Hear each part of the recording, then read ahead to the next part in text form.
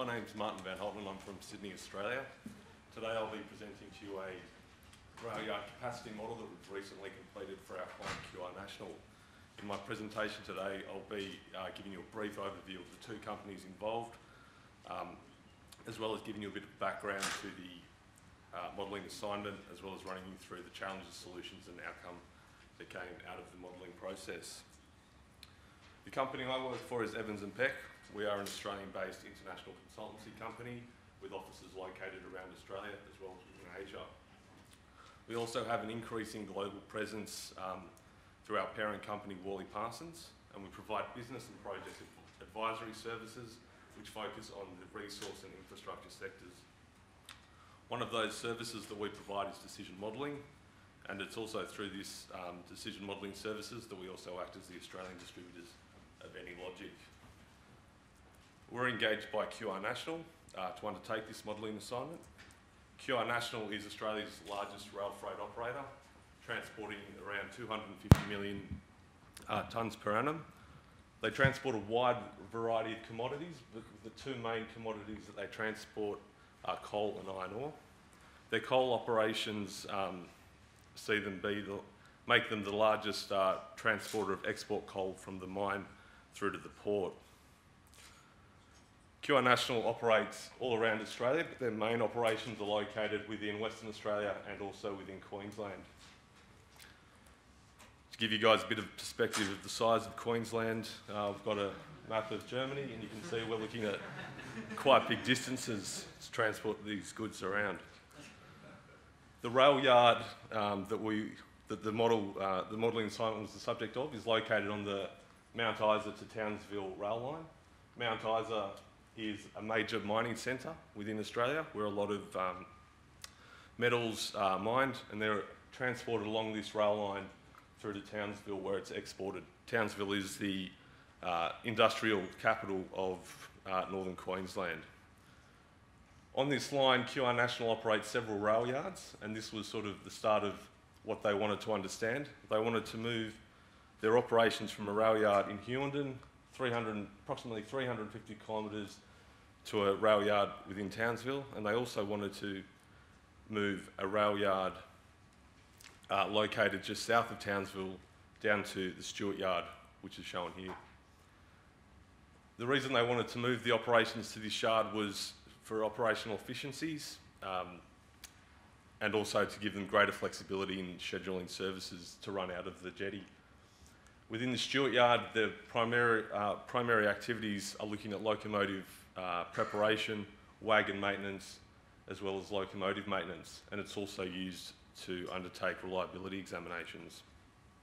So the challenges that QR faced with understanding whether they could move these operations to the yard was they needed to understand what the capacity was within the Stewart Yard, what additional services could be moved to the yard, and also what additional infrastructure was required, if any. They needed the model to be scalable because they wanted to reuse components in the future for other rail yards, and they also wanted to be able to include it within a larger rail network model that they're also developing. And as with all modelling assignments, they needed the assignment to be completed within a relatively short period of time. So QR National undertook a review of all the different software packages that were out there for modelling, and they decided on AnyLogic primarily because of the rail yard and enterprise libraries. We then undertook the modelling assignment, constructed the rail yard, benchmarked the current operations against the current benchmarked the model against the current operations to give a bit of validity to the model. This allowed us to then determine what the current capacity was, identify where the additional operations could occur, and test what additional infrastructure was required, and what impact these additional operations would have on the master train timetable. So here we can see the model in action. We have the rail yard here. We can see that we have some locomotives up in the storage area, as well as some other activities happening throughout the yard. If we take a closer look at the locomotive provisioning, we'll see that trains or locomotives coming to here, they'll queue along this section of track here. before being provisioned, moving through to a wash bay, which has a probability of 50% of occurring, before moving back to get brake tested. From the brake testing, they then have the option of either going through to storage or to come down into the locomotive maintenance, which is located down here. So they'd move forward. If these two first inspection bays are occupied, they'll park along here. Following the inspection, they'll then move up here to have wheel calibration or move into these other bays for repairs or heavy maintenance. In the wagon maintenance, trains can come in from either the top end or the bottom end of the rail yard. The wagons are dropped off here. The empty locomotive then drives back towards the Townsville port, whilst the wagons move through to the maintenance facility before being moved through to the pickup area. And also reliability examinations were undertaken within the yard. Here we can see a train just leaving through the yard. So driving all that nice animation is the model logic. So if we take a closer look at that, we can see we set up the rail yard as its own component, so it could be easily exported and used in other models. And we also have each of the operations set up as their own components. Two reasons for this: we can easily swap the components in and out if we want to try additional operations, and it's also good to communicate what activities are occurring within the model. If we take a closer look at one of the components here we can see the logic, which I won't go through now, but if you're interested, catch up with me in the lunch break and we'll take you through it. But we have basically wagons getting dropped off here, decoupled, and then moving through the maintenance process before being taken back out of the yard. In terms of reusable components, this is just an example of a few of the ones we've set up. For the more detailed sort of side of things, we have track parking, which allowed us to easily set up the number of parking spots on a section of track for the locomotives. We then had the rail yard itself, so it could be used within a larger model.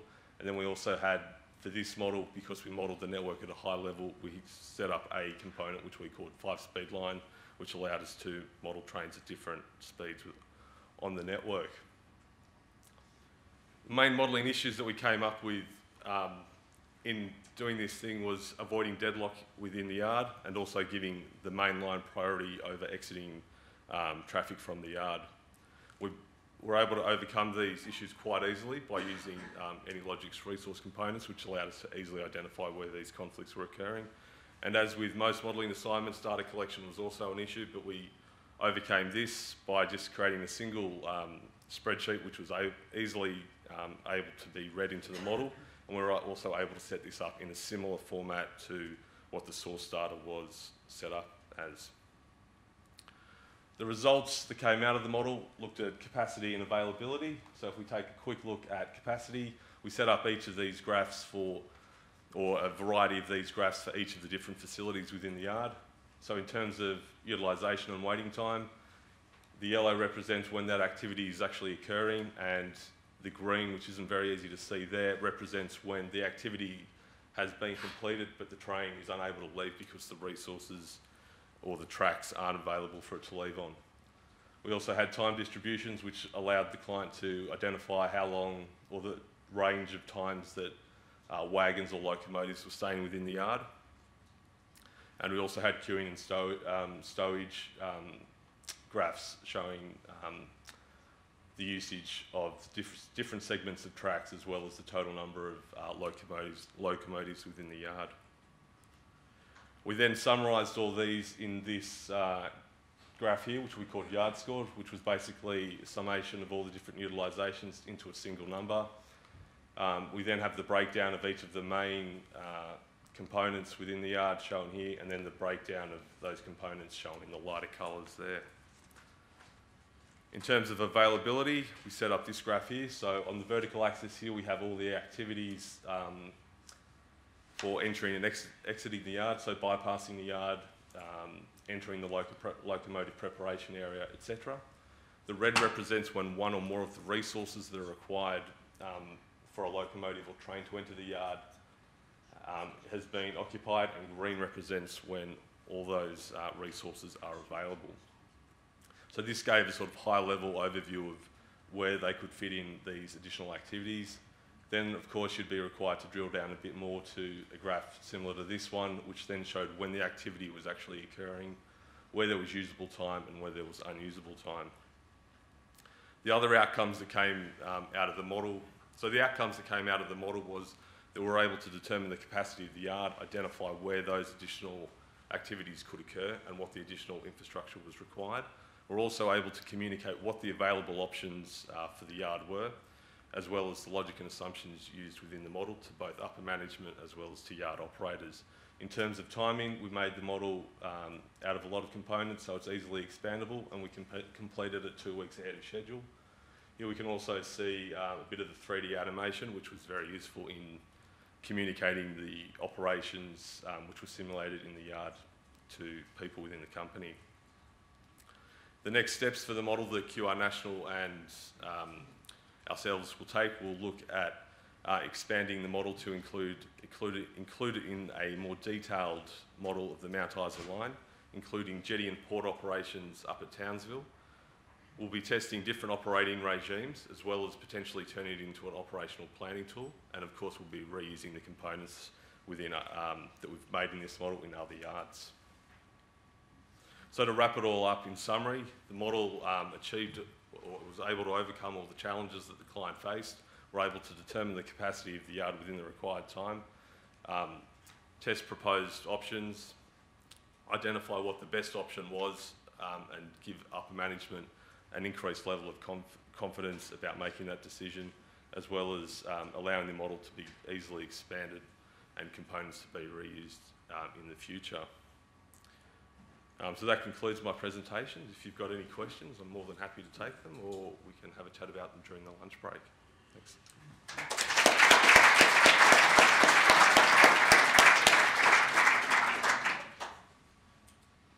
Well, questions?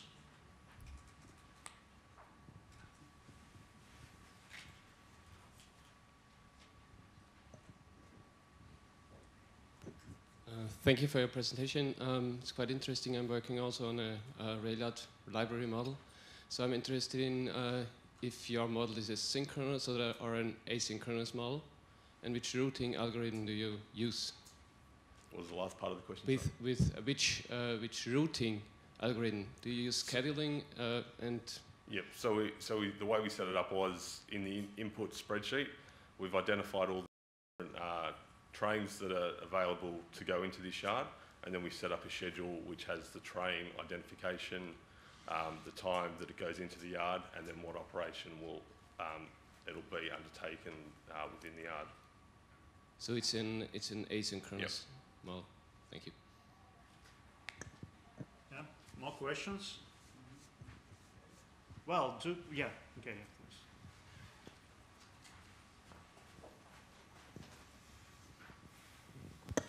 No, just one more question regarding your model. You said you have several model components, which as I understand, would be process components mainly. Just to implement these process components, what was the level? Was there any level of individual programming necessary, or could you model all the processes by the enterprise library? Let's say it's just the composition of the different bits and pieces AnyLogic already provides. There is a little bit of programming in it, but not a lot. So it's primarily all done either with the rail yard components or the enterprise library components. And regarding the processes for the individual trains, is there a separate process model for each handling of each of the trains, or how does the model work regarding different types of traffic, probably? In terms of, you said you have an input schedule, which you have probably different model trains or whatever. Is there an individual model process for each of these model trains? Yeah, so when the train goes into the yard, it reads what activity that train is required to do within the yard, and then it selects the appropriate activity, as we saw within the logic diagram, and then it runs through that process.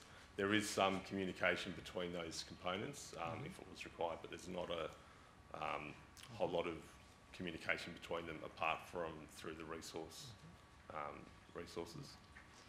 And regarding, last question, regarding track occupation, how did you deal with that? Let's say track occupation by either a moving train or track occupation with wagons or engines?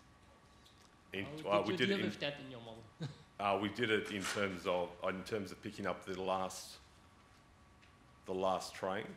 Mm-hmm. So we had a function that checked when the last carriage was through that section of track, which then released the component.